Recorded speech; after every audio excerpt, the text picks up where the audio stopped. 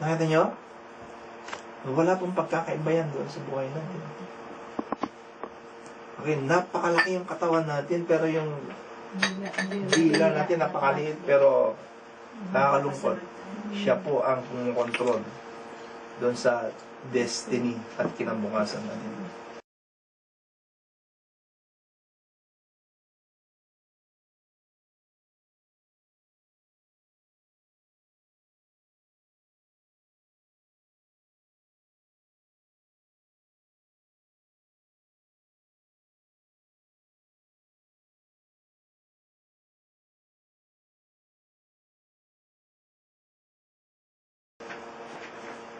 Okay? So, diyan po ikinumpara.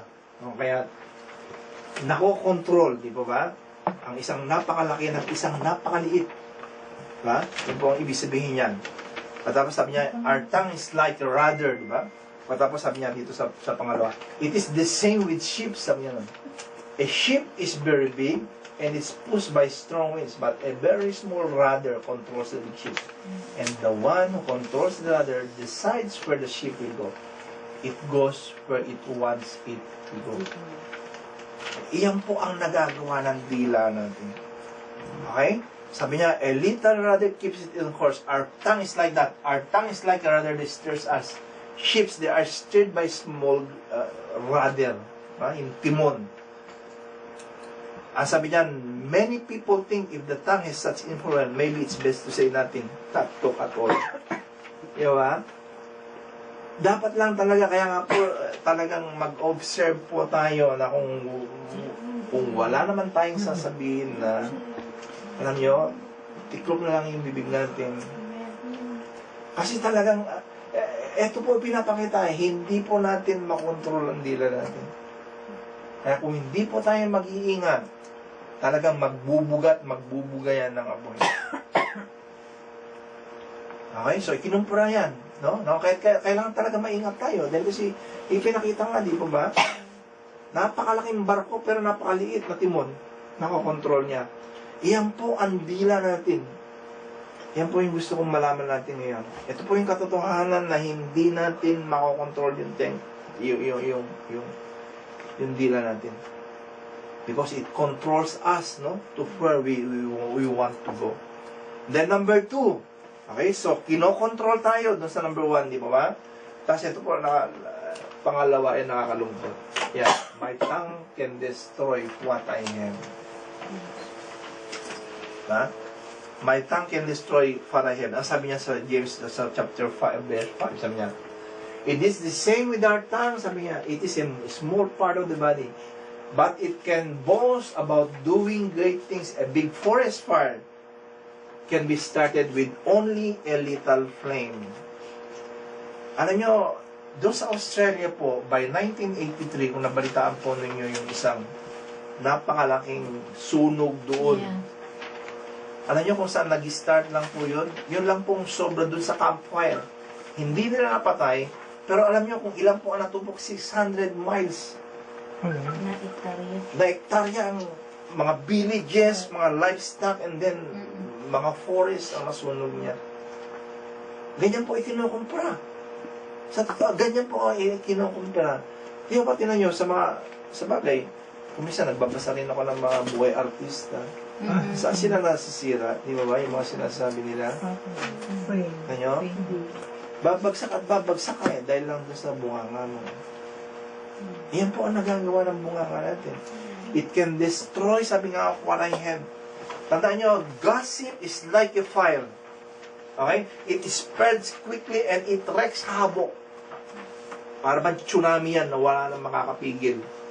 Diba? Kasi nakarinig talaga, ipaparinig na rin niya. Ang masama pa nga eh. Pag sinabi, pagkatapos, pagdating doon, imbes na yung kamay lang ang kinain, buong aso. Kalahating katawan na. Pagkatapos yung pangatlo, ay na, wala na yung katawan, nakain na lahat. Ganyan po nagagawa. Ganyan po nagagawa. Okay? I wonder how many people, because of a careless word, have destroyed their marriage, no? Or their career. Diba? Hindi lang marriage, hindi lang career. Hindi lang reputasyon, hindi lang, sabi nga po, hindi lang yung friendship. Alam po ba ninyo, pati po yung samahan ng gawain.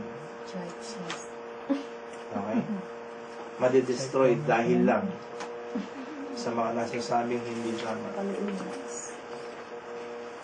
Kapag hindi na areglo yan, kapag hindi tumigil yung bunganga na yan, diba? Meron pong isang gawain dito, di ba ba? At talagang medyo hindi kasi nakipag-usap yung pastor at hindi nga naipakita yung gusto nilang makita, naghati.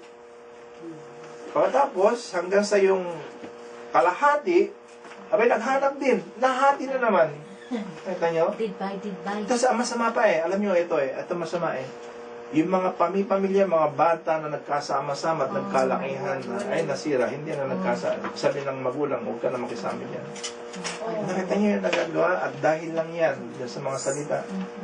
Kaya nakakalungkot eh. Kaya sabi ko, Lord, eto manindigan kami sa God Disabled Ministry, sabi ko na talagang ito yung gagawin namin. Pamilya, at ipapaunawa. Alam nyo, hindi kasi naipanawa sa kanila doon na pamilya talaga, nagkakaroon ng tampuhan. Pero tampuhan na hindi forever. Sabi nga, blood is thicker than water. Kaya lang, hindi nila naunawaan yung setup na yun, edi itapon na yan kasi hindi na kapamilya. Diba? Totoo naman kung hindi mo kapamilya abay, sino ka ba? Diba? Pero kung sakaling itinuring mo na kapamilya mo, abay talagang maski man gaano kasama yan, kapatid.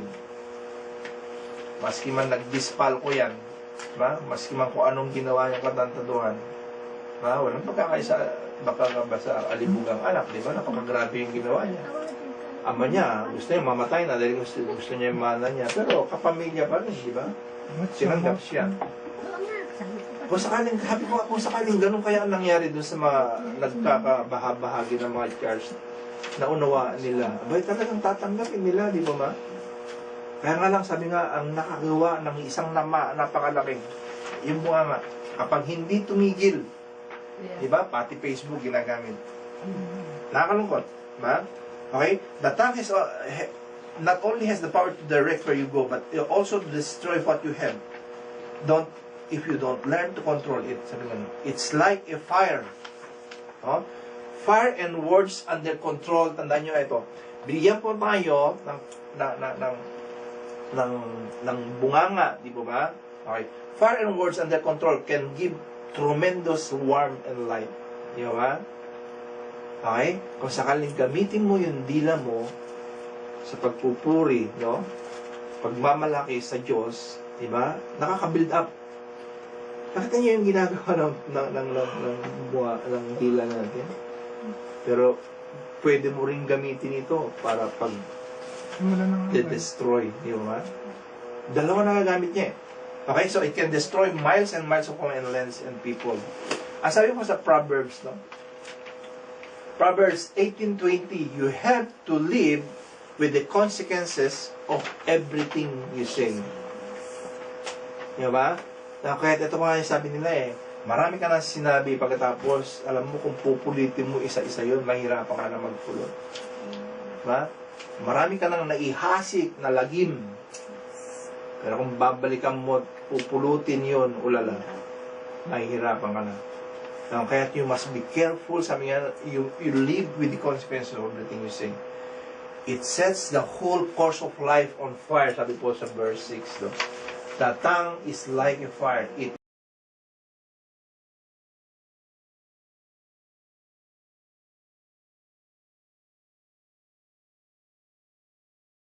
is a word of evil among the parts of your body. Okay? It spread its evil through our whole body and it starts a fire that influences of all of life. Sabi niyan, it get its fire from hell. Ano nyo? Galing po kay Satanas. Yung apoy na yan. Diba? Our words can cause all hell to break loose. Sabi nga nun, James says you got to learn to manage your mouth. Not only because it can direct where you go, but it can destroy what you have. It can destroy what you have. Okay? You can lose your family, your kids, your career simply by what you say. It's like a fire. Kaya kung hindi tayo mag-iingat sa mga, sabi nga po, sa mga kaibigan natin, alam nyo, kung minsan may mga nagsasabi, iyan na talaga ako Alam nyo, yung mga nagsasabi na mga gano'n, sira ulo sila. Iyan na kasi ako Yan ang gusto kong sabihin talaga yung gusto ko. Hindi nila pinapakailaman kung anong consequences ng mga sinasabi nila. Pero sabi nga, kung nakakilala ka sa Diyos, alam mo, hindi mo masasabi yun eh. Amen?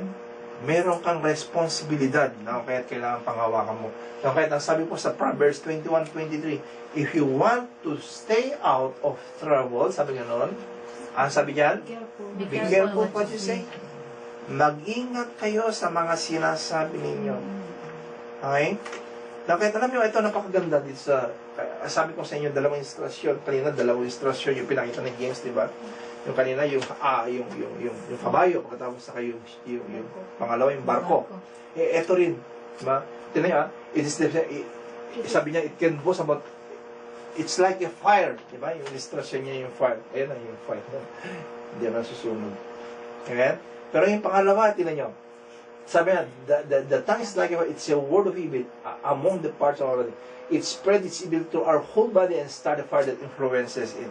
Ibig sabihin, all kinds, sabi ganun. All kinds of animal, di ba?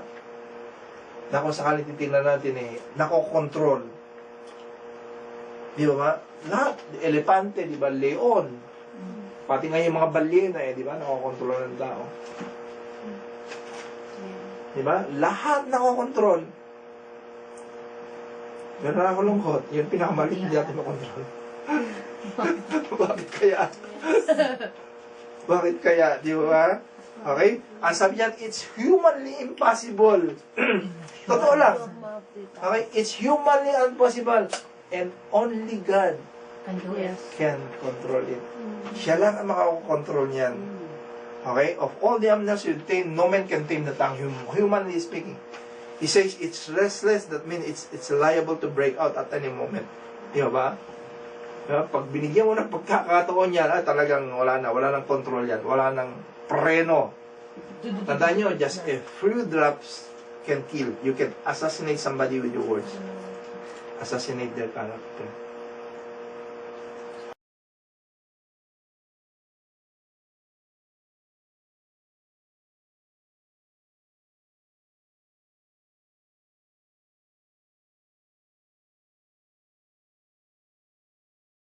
Okay? So, number 3. Sabi nga, my tongue displays who I am. Oh, lala. Kita nyo? Diba? Ang una kanina, diba? Ang sabi niya, for I go, pagkatapos, you destroy him, ayan na, iyang ka. Okay? So, ibig sabihin, makikilala pala ang isang tao sa mamagitan ng mga sinasabi niya, mga pananalita niya. Nakita nyo? Dito pala nakikita ang tao. The way he talks and the way he boasts, di ba? Okay? So, ang sabi po doon, it reveals my real character. It tells what really inside of me. Okay? First, James point out how inconsistent we are in our speech. No? Sa verse 9, ang sabi niya, we use our tongue to praise our Lord and Father, but then we curse people who were created in God's likeness. Di ba ganun ang ginagawa natin? Ang sabi po doon, we come to church on Sunday. The highest use of our mouth is to use to praise God. We sing praises to the Lord. And then in 1 minute, ito po yung gustong sabihin ni James kung minsan sa atin. In 1 minute, we praise the Lord, and then the next you're saying, sabi mo dun sa katabi mo, shut up. Tapos nakakita ka ng isang tao, diba? Alam niyo yung character assassination yung nagpuna ka no? Kaya mag-ingat po tayo doon. Tandaan nyo natin ninyo, lalo na kung kapwa Kristiyano ninyo, kung medyo pinunan nyo yung kapwa Kristiyano ninyo, hindi naman siya ang pinunan ninyo ang Panginoon. He was created into the likeness of God. No? Kaya dapat mag-ingat-ingat tayo. Alam nyo, ito po yung ibig sabihin do not grieve the Holy Spirit. Magigrieve po yung Holy Spirit sa atin. Meron nga pong patotoo si Joyce Meyer na nung pinag-talk siya pagkatapos sabi niya, ba't napakahirap yung pag-deliver ko. Tapos pinaalala sa kanya ng Panginoon. Kasi para bang pinuna niya yung nagsalitang pastor na una sa kanya. Nakita nyo, magigrieve yung Holy Spirit sa atin kapag gano'n yung ginagawa natin. Ginagamit mo sa pagpe-pray, sabi niya, ginagamit mo sa pagka-curse, di ba? Parang kina-curse mo kapag yung pinukula mo. Di ba? Okay, cursing here doesn't necessarily mean profanity. It means any kind of put-down label. Okay? You good of nothing, you never amount to nothing, you're just like, di ba? Ganun yung mga kanan natin, di ba? Kapag yung wala kang pakinabang. Okay, pag put down yun, ibig sabihin talagang nang-uuri ka, sabi ganun. Any kind of put down is a curse. It says, why curse men? They're made in God's image. Okay? This bothers me immensely, no? I think how it's impossible that we can be loving to people we love. No, sa mga kids natin, sa mga kapatid natin, kung minsan, sa mga kapwa natin. At tapos, kapag nandun ka na sa metro, tapos nakakita ka ng matanda dyan, wala ka ng pakialam. Ayaw mo nang paupuin. Okay, so anong klaseng buhay meron ka, di ba? Okay? So sabi niya, I'm not saying things that damage their. How is that? Do you struggle with consistent tongue? Nag-i-struggle po ba kayo sa mga sabi nga po, yung dalawang doble kara ninyo? Ba, we speak lovingly in one breath and then last out in the next. What gives? What's the problem? Bakit tayo nagkakaganon? Okay, so ito yung papag-aralan natin. Why do we do that? Why can we genuinely something?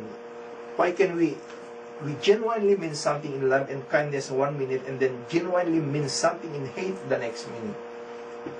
Diba? Nangyayari po ba sa atin yun? Yes. Diba? Lalo yung amo natin, tapos napagsabihan ka lang, wala, ito na. Ano mga sinasabi mo sa likod? Diba? Nangyayari po sa atin yun. No? Kaya sabi nga po, kailangan maging consistent tayo. Okay, so James give the answer, no? Sabi niya si 11 and 12, sabi niya, these praises and curse come in from the same mouth. My brothers and sisters, this should not happen.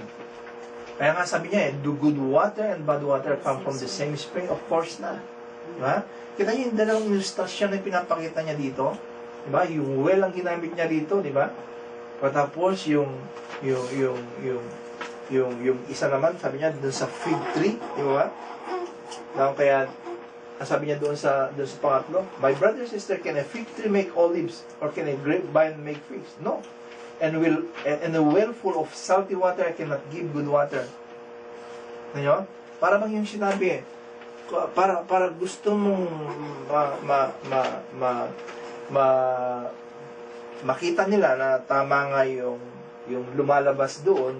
Kung minsan akala natin pag medyo pininturahan natin yung poso, akala mo maalis yung nasa loob, di ba? Hindi po ganun yung pamamaraan ng Diyos.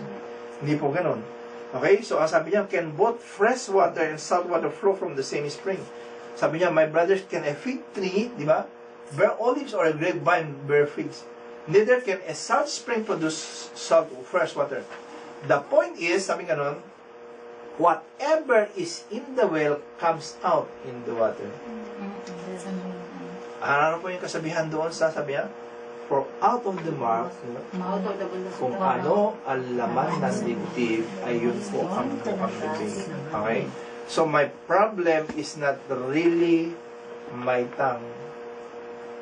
Puso. Okay? Ang problema po ay ang puso. Okay? So, dumarating na po tayo doon sa solusyon. Okay? What's inside is what comes out. Di ba ba? My mouth eventually betrays what is really on the inside of me. Ano? Makikilala mo ang isang tao sa mga magitan po ng mga lumalabas sa bunganga niya. Kasi iyon po ang tunay na pagkatao niya. Ano? Okay? I can fool you and pretend, but eventually my tongue is going to catch me. It's going to let to know what's really inside. Kaya ang sabi po doon sa Matthew 11:34, di ba ba, ang sabi niya, for out of the overflow of the heart, the mouth speak. Okay? Ang ibig sabihin, he said, what's inside of you is what's going to come out. Ano niya? Okay? Kaya sabi nga po, it directs, no? It directs where I go, it can destroy what I have, but most of all, it simply displays what I am. It reveals my character. Ano? Diyan makikita ang pagkatao sa mga sinasabi. Alam niyo ito po, If you get a problem with your tongue, no, it's much more serious than you think. Makinig po kayo. Mas seryoso itong dapat nyo mapakinggan. You have a heart problem. Okay? A person with a harsh tongue has an angry heart. Yes. Okay po ba? Yes. Amen. Tapos, a person with a negative tongue has a fearful heart. Fearful. Totoo po ito, pinag-aralan po ito. Yes. Amen. Mga psychologists po, yung mga nag-aaral dito. Ang sabi niya, a person with an overactive tongue, overactive, madaldal, okay, has an unsettled heart. Hindi settled yung puso niya, di ba? Nagdaalangan na, kahit marami siya nasabi. A person with a boasting tongue has an insecure heart. Yes. Amen? Kaya nga po, sabi po ni Rick Warren, heart people Hurt are people. hard people. You know, yung mga nanakit ay kasi nasasaktan din siya. May hinanakit siya. Punong-puno siya ng hinanakit. Kaya inilalabas lang niya kung ano yung nasa kanya. Okay, sabi niya, a person with a boasting tongue is insecure. A person with a filthy tongue has an impure heart. Diba? Kaya kung yung mga nagmumura, alam na ninyo, mga manyak ang mga yun. Yun ang sasabi dito eh. Diba? Kasi yun ang laman ng dibdib niya eh, di ba? Kahit yun ang bukang bibig niya. Okay? So, mabuti na lang, hindi na tayo nag-PPA, di ba? Okay? PI pala. Okay? So, a person who is critical all the time, yan, ito, okay. Kung palagi pala kayong critical, alam nyo kung ano, Hinanakit. you have bitter heart. Hinanakit. Okay, itong kabaligtaran naman. Ha? Sabi niya, on the other hand, a person who is always encouraging has a happy heart.